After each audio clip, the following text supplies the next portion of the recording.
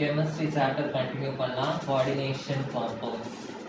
Okay, so இன்னைக்கு நம்ம பார்க்க போறது வந்து stability of coordination compounds or coordination complexes.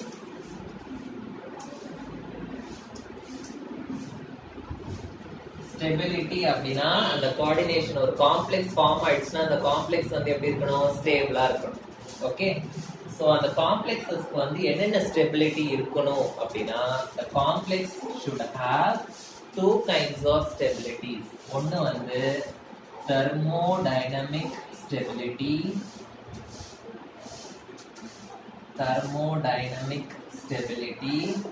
இன்னொன்று வந்து kinetic stability. So thermodynamic stability இருக்கணும் and it should have kinetic stability. Okay, so first one வந்து thermodynamic stability.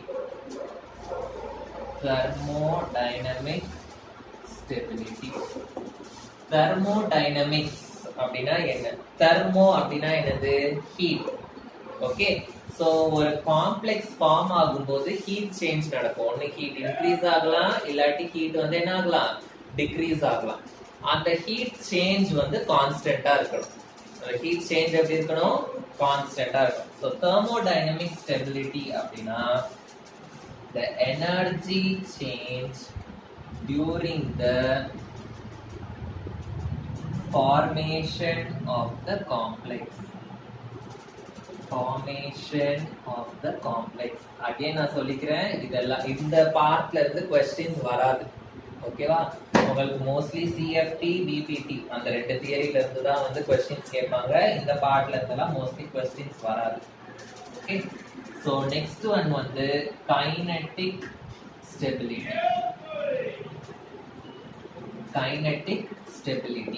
தெர்மோடைனமிக் ஸ்டெபிலிட்டினா என்னது? ஒரு காம்ப்ளெக்ஸ் ஃபார்ம் ஆகும்போது என்ன சேஞ்ச் ஆகும், ஹீட் சேஞ்ச் நடக்கும். Kinetic stability, kinetics chemical kinetics lesson படிச்சிருக்கீங்க, ரேட் ஆஃப் த ரியாக்ஷன் அதெல்லாம் படிச்சிருக்கீங்க. ரேட்னா என்னது, ரியாக்ஷன் எவ்வளவு ஃபாஸ்டா நடக்கும் அப்படின்னு. கைனெட்டிக் ஸ்டெபிலிட்டி அப்படின்னா ஒரு மெட்டல் கூட ஒரு லிகாண்ட் வந்து எவ்வளவு ஃபாஸ்டா வந்து சேருது அப்படின்றது தான் வந்து இதுல கைனெட்டிக் ஸ்டெபிலிட்டி. கைனெட்டிக் ஸ்டெபிலிட்டி அப்படின்னா the ligand substitution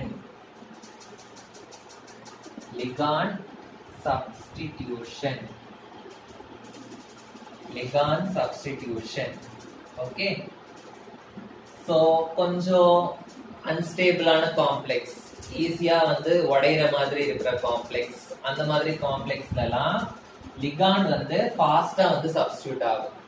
okay, லிகாண்டோட substitution வந்து ரொம்ப ஸ்லோவா இருந்ததுன்னா, லிகாண்ட் வந்து ஸ்லோவா வந்து அட்டாச் ஆகுறது இல்ல மெட்டல் கூட அட்டாச் ஆகுறதுக்கு ரொம்ப கஷ்டப்பட்டுச்சுன்னா அந்த மாதிரி காம்ப்ளெக்ஸஸ் வந்து நம்ம என்னன்னு சொல்லுவோம் அப்படின்னா இன்னர்ட் காம்ப்ளெக்ஸஸ் அப்படின்னு சொல்லுவோம்.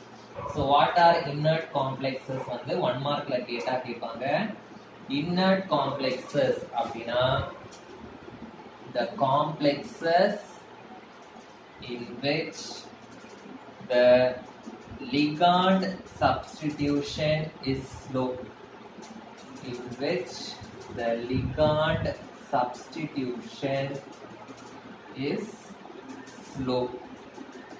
இதுதான் வந்து என்னது, நம்மளோட இன்னர்ட் காம்ப்ளெக்ஸஸ். ஓகே, ஸோ இந்த தெர்மோடைனமிக் ஸ்டெபிலிட்டி, கைனெட்டிக் ஸ்டெபிலிட்டி அப்படின்னு ரெண்டு ஸ்டெபிலிட்டி படிக்கணும். இந்த ஸ்டெபிலிட்டி அப்படின்றத வந்து ஒரு டேர்ம் வச்சு நம்ம ரெப்ரசென்ட் பண்ண போறோம். ஓகே, சோ நம்ம என்ன டேர்ம் யூஸ் பண்ண போறோம் அப்படின்னா we are going to use the term stability constant. rate of the reaction வந்து ஒரு டேர்ம் வச்சு நம்ம இது பண்ணோம், rate constant அப்படின்னு. rate constant வேல்யூ எல்லாம் கண்டுபிடிச்சோம் கரெக்ட்டா. அதே மாதிரி இந்த ஸ்டெபிலிட்டிக்கு வந்து we are going to introduce the term which is called as என்னது, stability constant. ஓகேவா, ஸ்டெபிலிட்டி கான்ஸ்டன்ட் ஓட சிம்பிள் வந்து என்னது, பீட்டா. ரேட் கான்ஸ்டன்ட் எப்படி எழுதுவோமோ அதே மாதிரி தான் ஸ்டெபிலிட்டி கான்ஸ்டன்ட்டும் எழுதணும். புரியுதா? சோ நான் ஒரு எக்ஸாம்பிள் எழுதுறேன். Cu2+ காப்பர் வந்து என்ன ஆக போகுதுன்னா it is going to combine with 4NH3. Combine ஆகி என்ன ஆக போகுதுன்னா it is going to form a complex. என்ன காம்ப்ளெக்ஸ்னா CuNH3 4 times 2 plus அப்படின்னு ஒரு காம்ப்ளெக்ஸ் வந்து ஃபார்ம் ஆகுது. ஓகே, இப்போ இந்த ஈக்குவேஷனுக்கு நம்ம வந்து என்ன எழுத போறோம்? இப்போ ஒரு ஈக்குவேஷனுக்கு நம்ம ரேட் கான்ஸ்டன்ட் எழுதுவோம்ல, அதே மாதிரி இந்த ஈக்குவேஷனுக்கு நம்ம வந்து ஸ்டெபிலிட்டி கான்ஸ்டன்ட் வந்து எழுத போறோம். சோ ஸ்டெபிலிட்டி கான்ஸ்டன்ட் என்னது? Beta is equal to rate constant எப்படி எழுதுறீங்க? Concentration of the products divided by concentration of the reactants அப்படி எழுதுறீங்க. இதுலயும் ப்ராடக்ட்ஸ் நியூமரேட்டர்ல எழுதணும், ரியாக்டன்ஸ் வந்து டினாமினேட்டர்ல எழுதணும். ப்ராடக்ட் என்னது எனக்கு? CuNH3 4 times 2 plus divided by reactants. Reactants எதெல்லாம்? Cu2 plus இன்னொரு reactant எது? NH3. NH3 வந்து எத்தனை இருக்கு? 4 இருக்கு. சோ அந்த 4ன்றது வந்து எனக்கு பவர்ல வரும். NH3 to the power 4 அப்படிங்க வரும். புரிஞ்சுதா? சோ இது வந்து என்னோட ஸ்டெபிலிட்டி கான்ஸ்டன்ட். ஸ்கொயர் பிராக்கெட் குள்ள இருந்தா நான் கெமிக்கல் கைனெடிக்ஸ் லெசன்லயே சொல்லியிருக்கேன், இட் இஸ் கான்சன்ட்ரேஷன் அப்படின்னு. சோ இதுல பாருங்க, இது வந்து என்னோட ப்ராடக்ட். ஓகேவா? இது வந்து என்னோட ரியாக்டன்ட். சோ ப்ராடக்ட்டும் பீட்டாவும் எனக்கு வந்து எதுல இருக்கு? நியூமரேட்டர்ல இருக்கு. ஓகே, சோ அப்படின்னா என்ன அர்த்தம்? இந்த ப்ராடக்ட்டோட கான்சென்ட்ரேஷன் அதிகமாச்சுன்னா பீட்டா வேல்யூவும் எனக்கு அதிகமாகும். சோ பீட்டா வேல்யூ வந்து is directly proportional to concentration of products. Okay, அதே மாதிரி பீட்டா வேல்யூ வந்து is inversely proportional to concentration of reactants. concentration of reactants. Okay, so product ஓட concentration increase ஆச்சுனா beta ஓட வேல்யூவும் எனக்கு என்ன ஆகும்? increase ஆகும். so beta value வந்து எனக்கு greater-ஆ இருந்ததுன்னா, beta ஓட வேல்யூ வந்து எனக்கு greater-ஆ இருந்ததுன்னா, அப்போ the complex வந்து is more stable அப்படின்னா the complex is more stable. Okay, okay, so generally இந்த complexes வந்து எப்போ more stable-ஆ இருக்கும் அப்படின்னா, the complexes வந்து are more stable in solution form. solution formல தான் the complexes will be more stable. புரிஞ்சுதா? yes, இது வந்து என்ன கான்ஸ்டன்ட்? Stability constant. இப்போ ஒரு காம்ப்ளெக்ஸ் வந்து ஸ்டேபிளா இல்ல அப்படின்னா அது வந்து என்னன்னு சொல்லுவோம்? அன்ஸ்டேபிள் அப்படின்னு சொல்லுவோம். சோ அந்த அன்ஸ்டேபிளா இருக்கிறதுக்கும் நான் ஒரு ஃபேக்டர் இன்ட்ரோடியூஸ் பண்ண போறேன். அதுதான் வந்து என்னோட இன்ஸ்டெபிலிட்டி கான்ஸ்டன்ட். இன்ஸ்டெபிலிட்டி கான்ஸ்டன்ட் இல்லாட்டி அதுக்கு இன்னொரு பேர் வந்து dissociation constant. dissociation constant. stability constant வந்து beta, instability constant வந்து alpha. புரிஞ்சுதா? சோ இத அப்படியே நான் ரிவர்ஸ்ல எழுத போறேன். இந்த ஸ்டேபிளா இருக்க காம்ப்ளெக்ஸ் வந்து என்ன ஆகுது? பிரியுது, ரெண்டா டிசோசியேட் ஆகுது. அதான் டிசோசியேஷன். ஓகே, சோ எப்படி எழுதுவீங்க? CuNH3 4 times 2 plus இது வந்து என்னவா ஆக போகுது? Cu2 plus 4NH3 அப்படின்னு ஆக போகுது. சோ இப்போ இதுக்கு ஆல்பா எப்படி எழுதுவீங்க? ஆல்பா அதே மாதிரி தான், ப்ராடக்ட்ஸ் மேல எழுதணும், ரியாக்டன்ஸ் கீழே எழுதணும். எழுதுங்க பார்க்கலாம்.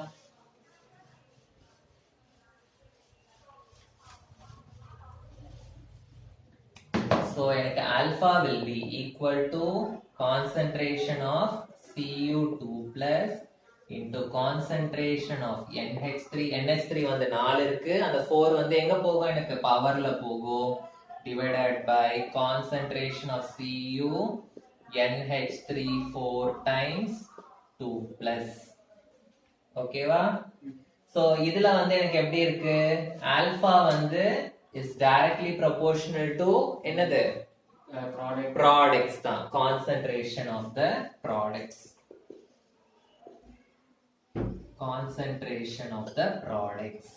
அதே மாதிரி ஆல்பா வந்து is inversely proportional to concentration of the reactants. இப்போ இந்த ஆல்பா வந்து எனக்கு இங்க இருக்கு கரெக்டா. இப்போ இந்த Cu2+ யும் NH3 யும் நான் என்ன பண்றேன்னா இந்த இதுக்கு கீழே டினாமினேட்டருக்கு எடுத்துட்டு வரேன். சோ எனக்கு என்ன ஆகும் 1/Cu NH3 4 times 2+ அப்படின்னு இருக்கு. இந்த Cu2+ யும் NH3 யும் நான் என்ன பண்றேன் இங்க கீழே டினாமினேட்டருக்கு எடுத்துட்டு வரேன். டினாமினேட்டருக்கு எடுத்துட்டு வந்தா எனக்கு என்ன ஆகும் Cu2+ NH3 to the power 4 ன்னு வரும். So alpha is equal to 1 இது வந்து எனக்கு nothing but என்னோட beta ஓட formula. So 1/beta or I can write it as beta is equal to 1/alpha. புரிஞ்சுதா? So இந்த alpha beta பத்தி நம்ம எதுக்கு படிக்கிறோம் அப்படின்னா alpha and beta வந்து it gives information about the stability of the complex. It gives information about the stability of the complex. So complex வந்து ஸ்டேபிளா இல்லையா அப்படின்றத வந்து we can find out using alpha plus beta. Okay, next எழுதிக்கோங்க stepwise formation constant and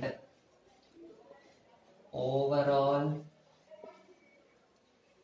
formation constant. Stepwise formation constants and overall formation constant. Okay, so நான் வந்து இது எப்படின்றது உங்களுக்கு ஹெட்டிங்க பார்த்தா புரியாது, பட் நம்ம போடும்போது உங்களுக்கு புரியும். ஓகே, சோ நான் வந்து ஒரு ஈக்குவேஷன் கன்சிடர் பண்ணிக்கிறேன். MS6 plus 6L gives. இப்போ இந்த ஈக்குவேஷன்ல என்ன ஆக போகுதுன்னா இந்த L வந்து இந்த S இருக்கிற இடத்துக்கு போகும்போது S வந்து வெளியே போக போகுது. சோ எனக்கு என்ன கிடைக்கும் ML6 plus 6S அப்படின்னு கிடைக்கும். கரெக்டா? சோ Mனா என்ன அப்படின்னா Mனா it is the metal, S வந்து solvent, water அந்த மாதிரி ஏதோ ஒரு solvent நம்ம மிக்ஸ் பண்றோம். லிக்விடா இருந்தா ஸ்டேபிள்னு சொல்லிருக்கோம்ல அதனால. and Lன்றது வந்து என்னோட ligand. ஓகே, சோ இப்போ இதுக்கு நான் பீட்டா எப்படி எழுதுவேன் products divided by reactants. Okay, so products என்னலாம் ML6 into S. S வந்து எத்தனை இருக்கு 6 இருக்கு. சோ கோஎஃபிஷியன்ட்ல இருக்கத வந்து நான் எங்க எழுதணும் பவர்ல எழுதணும். Okay, so divided by reactants என்னது MS6 L எத்தனை இருக்கு 6 இருக்கு. L to the power 6. S ன்றது வந்து solvent. நான் ஆல்ரெடி கெமிக்கல் கைனெடிக்ஸ் லெசன்லயே சொல்லிருக்கேன். always the concentration of the pure solvent it is taken as 1. concentration of pure solvent is taken as என்னது 1. so S ஓட value 1 ஆயிடுச்சுனா 1 to the power 6 ன்னு ஆயிடும். so எனக்கு beta value என்ன கிடைக்கும் beta is equal to ML6 divided by MS6 into L power 6. இதுதான் வந்து என்னோட பீட்டா வேல்யூ. இது வந்து என்னோட ஓவரால் ரியாக்ஷன் ஓட பீட்டா வேல்யூ. ஓவரால் ரியாக்ஷனோட பீட்டா வேல்யூ. இந்த 6S வெளியே போகுது, அதுக்கு பதிலா எத்தனை L உள்ள வருது 6L வந்து உள்ள வருது. ஓகேவா? ஆனா இந்த 6Lமே ஒரே சமயத்துல உள்ள வருமா வராது, ஒன்னொன்னா வரும். ஒரு எல்லா உள்ள வரும், ஒரு எஸ்ஸா வெளியே வரும். ஒரு எல்லா உள்ள வந்து ஒரு எஸ்ஸா வெளியே போறதுக்கு நம்ம தனித்தனியா ஈக்குவேஷன் எழுதி தனித்தனியா பீட்டா கண்டுபிடிக்கணும். ஓகேவா? இது வந்து ஓவரால் பீட்டா. ஸ்டெப் வைஸுக்கு என்ன பீட்டா அப்படின்றத நம்ம பார்க்க போறோம். அதுதான் ஸ்டெப் வைஸ் ஃபார்மேஷன் கான்ஸ்டன்ட். அந்த ஸ்டெப் வைஸ் ஃபார்மேஷன் கான்ஸ்டன்ட்ல இருந்து ஓவரால் கான்ஸ்டன்ட் எப்படி கண்டுபிடிக்கிறது அப்படின்றத நம்ம பார்க்க போறோம். ஓகே, சோ ஃபர்ஸ்ட் வந்து எனக்கு என்ன ரியாக்டன்ட் இருக்குங்க? MS6. ஸோ 6 எல்ல ஃபர்ஸ்ட் நான் ஒரே ஒரு எல்ல மட்டும் ஆட் பண்ணா எனக்கு என்ன ஆகும் சொல்லுங்க பார்க்கலாம். ஒரு எல் மட்டும் உள்ள போகும், ஒரு எஸ் வந்து வெளியில போகும். ஸோ எனக்கு என்ன ஆகும்? MS5 எல் பிளஸ் என்ன ஆகும்? எஸ் அப்படின்னு கிடைக்கும். கரெக்டா? கரெக்டானே? இப்போ இதுக்கு நான் வந்து என்னோட பீட்டா வேல்யூ எழுத போறேன். பீட்டா வேல்யூ இந்த பீட்டான்ற டேர்ம் யூஸ் பண்றதுனால நான் இதுக்கு K1 அப்படின்ற ஒரு டேர்ம் வச்சுட்டேன்.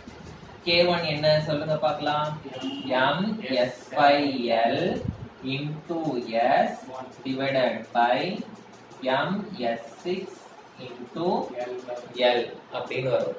Products divided by reactants. Sன்றது வந்து solvent, அதோட வேல்யூ என்னது? 1. சோ இது நான் வந்து எழுத தேவையில்லை. ஓகேவா? இப்போ என்கிட்ட என்ன இருக்கு? MS5L இருக்கு. அது கூட நான் இப்போ என்ன பண்ண போறேன்? இன்னொரு L ஆட் பண்ண போறேன். இன்னொரு L ஆட் பண்ணா என்ன ஆகும்? MS5L கூட நான் வந்து இன்னொரு L ஆட் பண்ணா what I will get?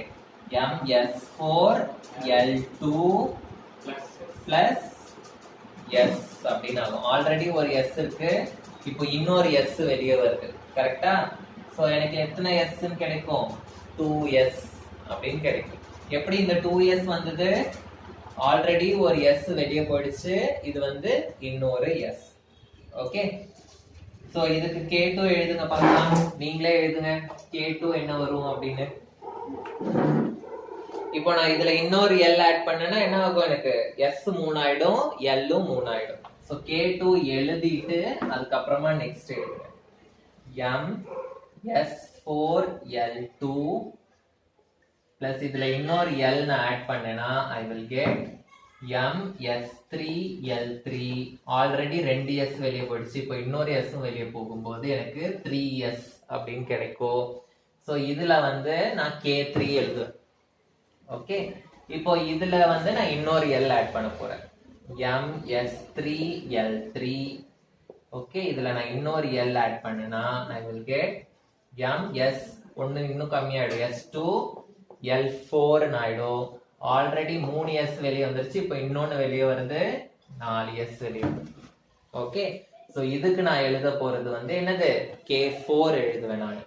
Next MS2L4 இருக்கு, இது கூட நான் இன்னொரு L ஆட் பண்ண போறேன். எனக்கு இந்த ப்ராடக்ட் வரணும், அது வரைக்கும் நான் ஆட் பண்ணிட்டே இருக்கணும். ஓகே, ஏன்னா இதான் ஓவரால் ரியாக்ஷன் எனக்கு. சோ என்ன ஆகும்? L5 ஆயிடும், ஒரு S வெளியே போயிடும். கரெக்டா? சோ MSL5 ஆல்ரெடி 4S வெளியே போயிடுச்சு, இப்போ 1, சோ 5S. ஓகே, சோ இதுக்கு நான் எழுத போறது வந்து K5. சும்மா ஈக்குவல் டு போட்டு வைக்காதீங்க, இதுல நீங்க எழுதணும். ஓகேவா? சோ நெக்ஸ்ட் இதை நான் எடுத்துக்கிறேன். MSL5 பிளஸ் இதுல இன்னொரு L நான் ஆட் பண்ணும்போது எனக்கு என்ன ஆகும்? இந்த L உள்ள வந்துரும், இந்த S வெளியே போயிடும். So I will get ML6 plus 6S. இது வந்து என்னோட K6. So ஒவ்வொரு ஸ்டெப்புக்கும் நான் K1, K2, K3 அப்படின்றத வந்து நான் எடுத்துக்கிறேன். So என்னோட பீட்டா அப்படின்றதுதான் ஓவரால் கான்ஸ்டன்ட். ஓவரால் கான்ஸ்டன்ட் நான் எப்படி கண்டுபிடிப்பேன்னா K1 into K2 into K3 into K4 into K5 into K6. இது எல்லாத்தையும் மல்டிப்ளை பண்ணா எனக்கு வந்து என்ன ஆகும்? பீட்டா வேல்யூ வந்து எனக்கு கிடைக்கும். ஓகே, சோ log கூட வேணா எடுத்துக்கலாம். log beta is equal to log எடுத்தோம்னா multiplication will become என்னது? addition ஆயிடும். Okay, so log K1 plus log K2 plus log K3 plus log K4 plus log k5 log k6. புரிஞ்சுதா? Step by step formation கான்ஸ்டன்ட்ல இருந்து எப்படி நம்ம overall constant கண்டுபிடிக்கிறோம். ஒரு complex form ஆகுற போது ஸ்டெப் பை ஸ்டெப்ல தான் அந்த காம்ப்ளெக்ஸ் ஃபார்ம் ஆகும். ஒவ்வொரு ஸ்டெப்புக்கும் அந்த காம்ப்ளெக்ஸ் ஃபார்ம் ஆகுற ஒவ்வொரு ஸ்டெப்புக்கும் நம்ம கான்ஸ்டன்ட் வச்சு அந்த காம்ப்ளெக்ஸ் ஃபார்மேஷனோட ஓவரால் கான்ஸ்டன்ட் வந்து நம்ம கால்குலேட் பண்றதுக்கு இதுதான் வந்து. ஸோ இதோட கோஆர்டினேஷன் காம்பவுண்ட்ஸ் லெசன் முடியுது. ஓகேவா? ஸோ நாளைக்கு I will start solid state. Okay.